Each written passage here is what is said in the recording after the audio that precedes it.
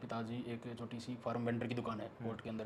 तो घर वालों के मुंह पे जो खुशी देखते हैं उससे बढ़ के कुछ नहीं होता सर। एवरेज 10 घंटे से कम कभी नहीं पढ़ा हूँ। हरियाणा के लड़के जो टॉपर आ रहे थे गांव से उठ के, फिर ऐसे लगा कि भाई कर तो सकते हैं। नहीं पता था वास्तव में एचसीएस में क्या पोस्ट होती हैं क्या नहीं होती। जब मैंने तैयारी शुरू की थी, फाइनेंशियली मेरे भाई ने बहुत हेल्प की मेरी, उसके बिना शायद इतना मुश्किल होता काफ़ी।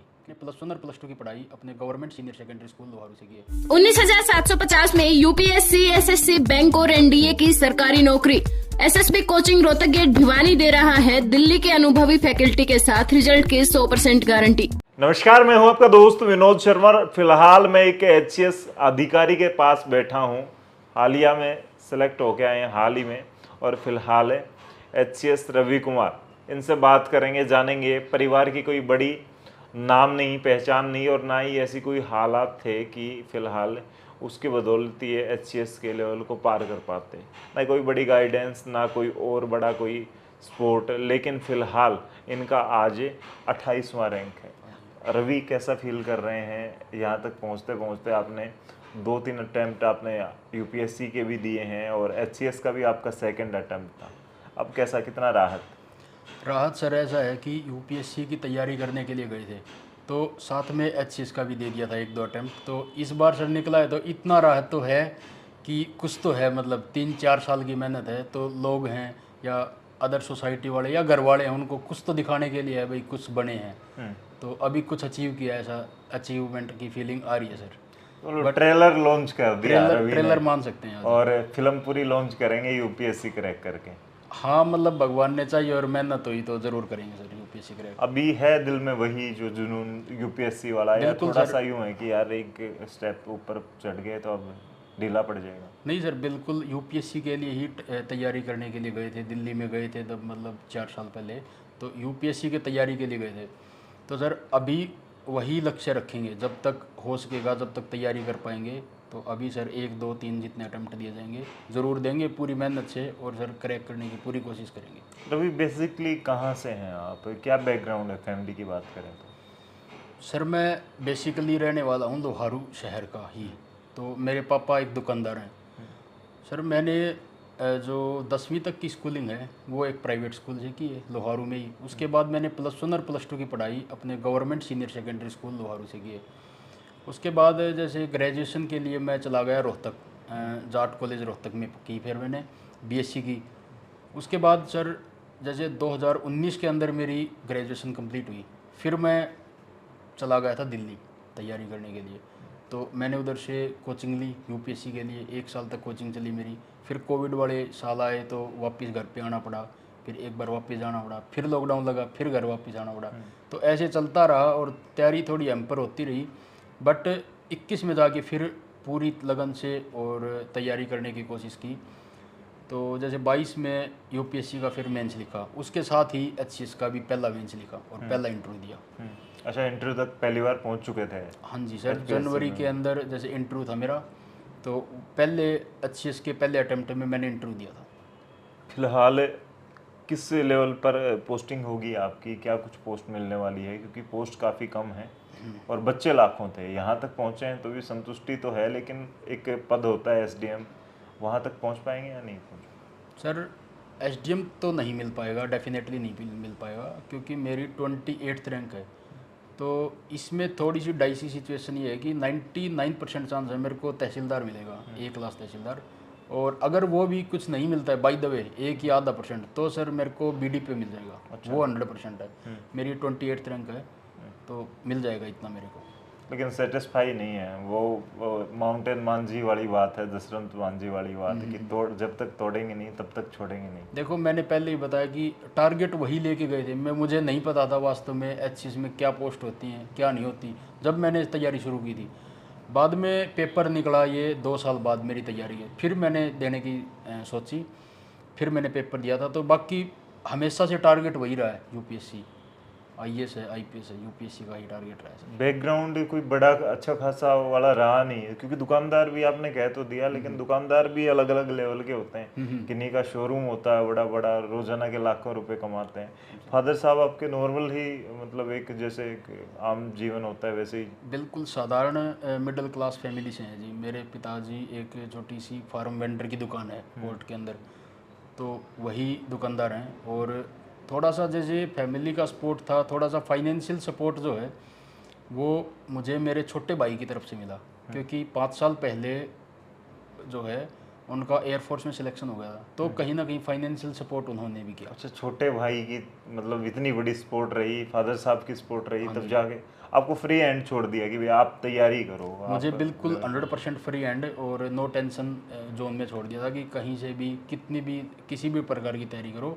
और फाइनेंशियली मेरे भाई ने बहुत हेल्प की मेरी, उसके बिना शायद इतना मुश्किल होता काफ़ी, क्योंकि दिल्ली शहर में रहना, वहाँ तैयारी करना तो थोड़ा सा मुश्किल था। कितना किस तरीके से ये दिमाग में आया कि यूपीएससी में भी जा सकते हैं, एचपीएससी का भी एग्ज़ाम दिया? ये हर बच्चे के दिमाग में नहीं आता, फैमिली बैकग्राउंड में ऐसा कोई अधिकारी नहीं था, ऑफिसर नहीं था, तो कहाँ से आइडिया है? देखो जी, ऐसा था कि पढ़ाई में कुछ इतना खास तो नहीं थे, ठीक ठाक ही थे, मतलब एवरेज पढ़ लेते थे, +1 +2 में भी एवरेज थे और स्कूलिंग में भी एवरेज थे। पर मेरे पिताजी सबसे बड़े इंस्पिरेशन रहे, अगर बात करें सिविल सर्विसेज की, तो वो मुझे कहानियाँ सी सुनाते थे, मतलब आके कि जैसे अफसर होते हैं ये, एसडीएम, इस टाइप के नाम होते थे ना, तो वो थोड़े से ऐसे लगते थे कि अट्रैक्टिव से, कि क्या होता है एसडीएम डीएसपी। तो पापा रोज देखते थे एसडीएम की, डीएसपी की पावर देखते थे रोज वहाँ कोर्ट के बाहर, तो कोर्ट के बाहर बिल्कुल उनको एसडीएम से मतलब देखना होता था, तो लगता ही था कि हाँ भाई हैं अफसर कुछ। फिर बताते थे आईएएस हैं, आईपीएस हैं। अखबार जैसे पढ़ने का थोड़ा सा घर में रहा है कल्चर, तो अखबार देखते रहते थे। कोई टॉपर आ गई, जैसे लड़कियां आती थी टॉपर। 2015 में मेरे को याद है कि आईएएस की टॉपर लड़की आई थी, काफ़ी शोर मचा था भाई, ऐसे यूपीएससी में लड़कियां टॉपर आ रही हैं। तो उससे भी मतलब ये लगा कि ऐसे फिर हरियाणा के लड़के जो टॉपर आ रहे थे गांव से उठ के, फिर ऐसे लगा कि भाई कर तो सकते हैं। पर थोड़ी गाइडेंस की कमी थी, थोड़ी सी जैसे पाथ दिखाने वाले की कमी थी।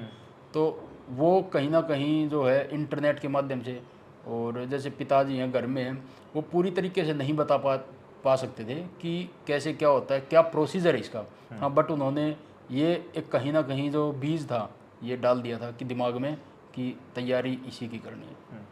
किस फील्ड के किस स्ट्रीम के स्टूडेंट रहे हैं आप, और क्या क्या एजुकेशन रही है आपकी? सर मेरे पास नॉन मेडिकल था +1 और +2 में। उसके बाद मैंने ग्रेजुएशन में बीएससी की है जाट कॉलेज से। तो उसके बाद फिर मेरा थोड़ा सा साइंस से जो माइंड है वो डाइवर्ट हो गया, तो मैंने ह्यूमैनिटीज़ की तरफ गया, क्योंकि इसमें पूरा का पूरा ह्यूमैनिटीज़ का रोल रहता है, लगभग 90%, बाकी बेसिक साइंस रहती है। तो मैंने फिर सोशियोलॉजी को चुना, मेरा जो ऑप्शनल सब्जेक्ट था।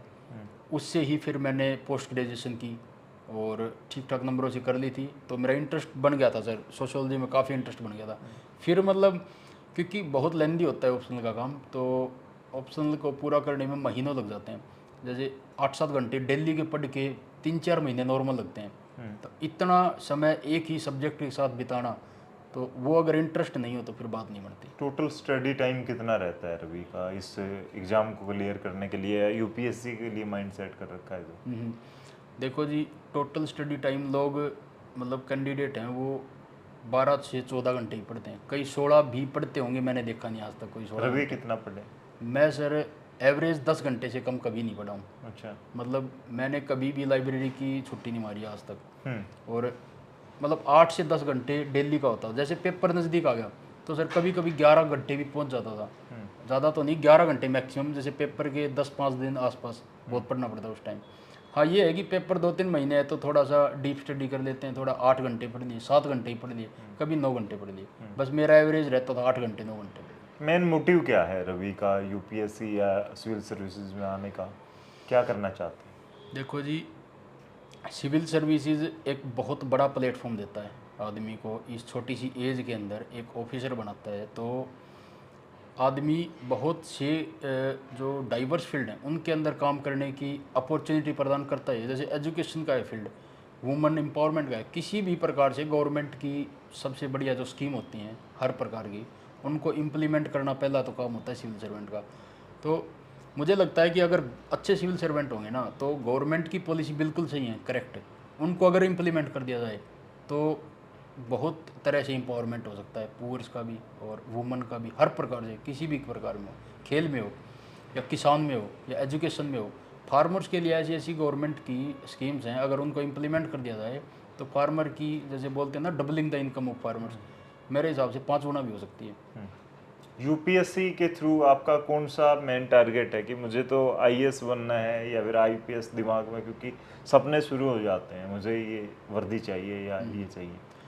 देखो जी, यूपीएससी में ऐसा है कि आईएएस अगर मिलता है तो उसका थोड़ा सा डाइवर्स फील्ड है, बाकी सबकी प्रेफरेंस आईएएस होती है, बट मेरा पर्सनल जो थोड़ा रुझान बोल सकते हैं वो आईपीएस की तरफ है थोड़ा, बट शायद मैं आईएएस को प्रीफर करूँगा क्योंकि 3-4 साल हो चुके हैं, 3-4 अटैम्प्ट दे चुके हैं, तो अब थोड़ा सा स्टेबिलिटी आई है, तो पता लगता है कि जो असली जो डाइवर्स फील्ड है वो आईएएस का ही है। यहाँ भी डीएसपी मिलता तो बड़ा संतुष्ट होते।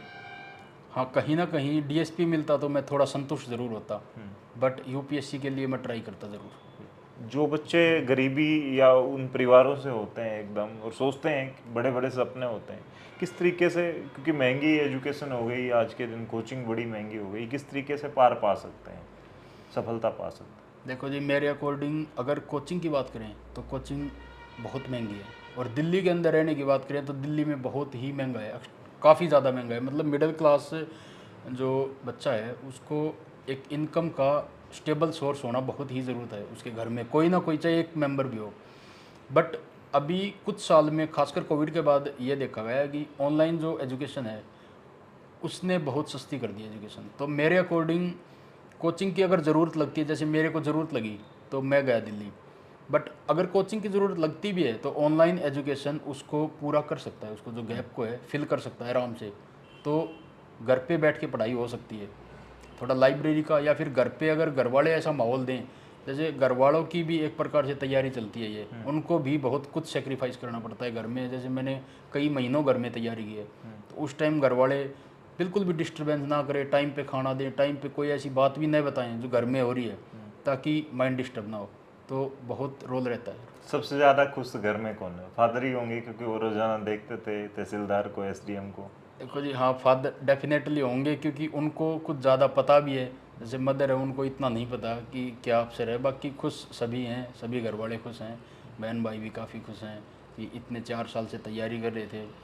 और मेरे मामा जी भी काफ़ी खुश हैं जिन्होंने इस जर्नी के दौरान मेरा जो साइकोलॉजिकल और मेंटल सपोर्ट है काफ़ी दिया था। उनसे बात करके लगता था कि हाँ, मतलब घर वाले हाँ सोच रहे हैं कुछ, तो उनको भी मतलब मेन यही होता है कि जब रिज़ल्ट आया, जब लिस्ट आई थी, तो मुझे इतना भी कुछ नहीं लगा कि आ गई लिस्ट, क्योंकि थोड़ा तो शोर था कि अब की बार तो होना ही है, कम लोग थे। दूसरा, एक जो घर वालों के मुंह पे जो खुशी देखते हैं उससे बढ़ के कुछ नहीं होता जी। उसी के लिए ही ये मान लो उस दिन 4 साल की मेहनत वर्थ लगती है कि हाँ कुछ तो किया है। चलिए, तो फिलहाल भाई रवि हमारे साथ थे और रवि का रैंक 28वां रहा है। हालांकि सीने की ज्वाला अभी कम नहीं हुई है, आग उसी तरीके से अंदर धधक रही है। फिलहाल आने वाले वक्त में दोबारा से हमें उम्मीद है और पूरा भरोसा है कि रवि के साथ दोबारा बैठेंगे हम, जब ये यूपीएससी में भी बड़ी रैंक के साथ हमारे साथ बैठे होंगे। और फिलहाल आपको कैसा लगा? बड़ा मोटिवेशन मिलता है मुझे तो जब इन जैसे ऑफिसर के पास फौलाद जैसी सोच के साथ फौलाद जैसी फौलादी मेहनत करते हैं, तब जाके रिजल्ट निकलते हैं। कहने में आसान है, एचसीएस लग गया, आईएएस लग गया, यूपीएससी क्रैक कर दी, एचपीएससी क्रैक कर दी, लेकिन उसके लिए दिन रात सोना, सुख, चैन, नींद, प्यास सब कुछ छोड़ना पड़ता है, कई घंटे पढ़ना पड़ता है, तब जाके ये सफलता मिलती है। फिलहाल आपका क्या कहना है कमेंट में लिख दें, और रवि की बातों से कितना आपको मोटिवेशन, मनोबल मिला है वो भी लिखें। तब तक के लिए धन्यवाद। राम राम, जय।